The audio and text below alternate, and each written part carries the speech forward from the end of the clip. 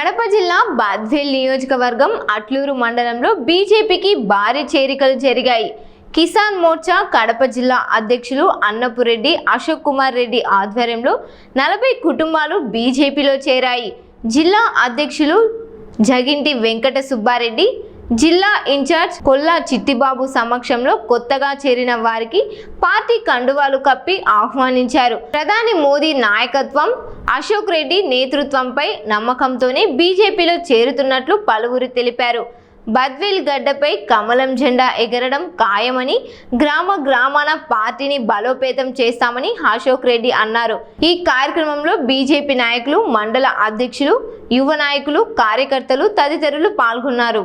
నరేంద్ర మోడీ గారి నాయకత్వం, నరేంద్ర మోడీ గారి నాయకత్వం, బివిఎన్ మాధవ్ గారి నాయకత్వం, బివిఎన్ మాధవ్ గారి నాయకత్వం, జంగిటి వెంకట సుబ్బారెడ్డి గారి నాయకత్వం, జంగిటి వెంకట సుబ్బారెడ్డి గారి నాయకత్వం, పుట్టి శ్రీను గారి నాయకత్వం. భారత్ మాతా కీ జై. जिंदाबाद जिंदाबाद जिंदाबाद जिंदाबाद बीजेपी जिंदाबाद. भारत माता की जय. भारत माता की जय. भारत माता की जय. माता की जिंदाबाद. भारतीय जनता पार्टी. भारत माता जंगिडी वेंकटेश्वररेड्डी गाరి నాయకత్వం. जिंदाबाद.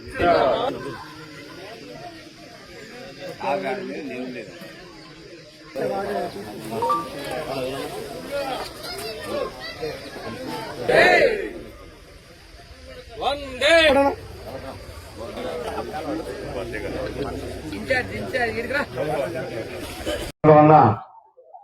ఈయన ఒక ప్రత్యేకమైనటువంటి గుర్తింపు ఉన్నది.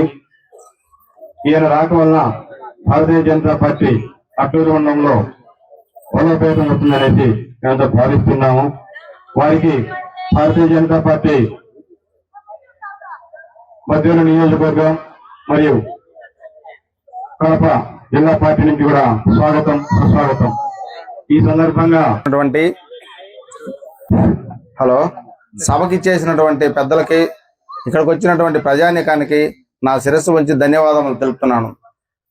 బీజేపీ సిద్ధాంతాలు నాకు నచ్చి బీజేపీలో చేరడానికి నేను సుముఖంగా వచ్చినాను.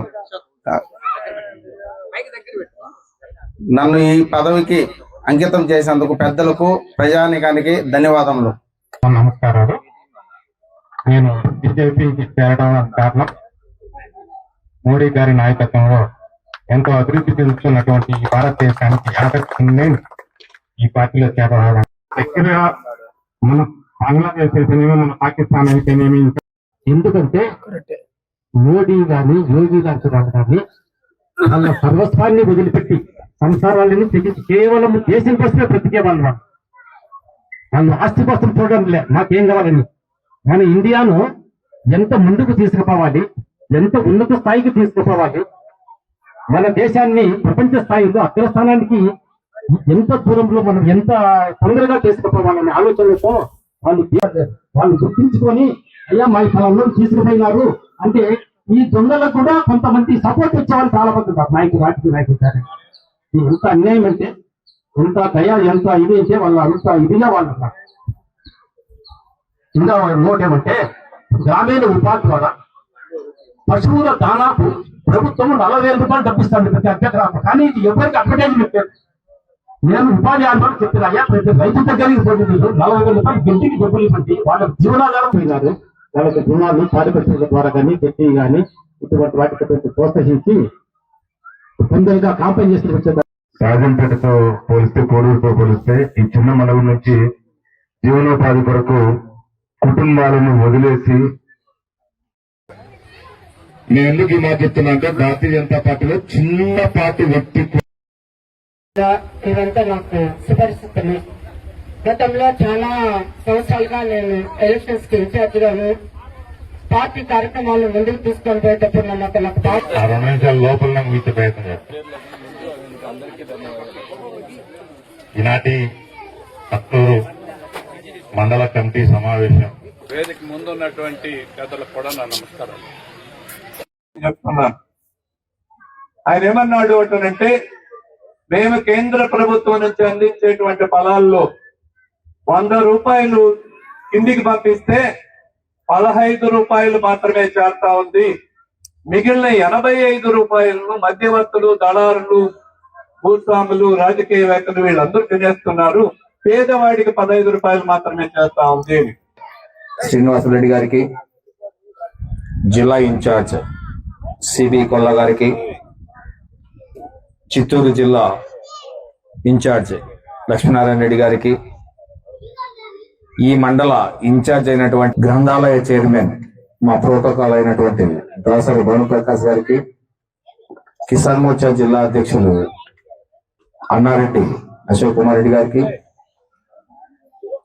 ఇంకొక మన బసిరెడ్డి వీళ్ళంతా ఉన్నారు.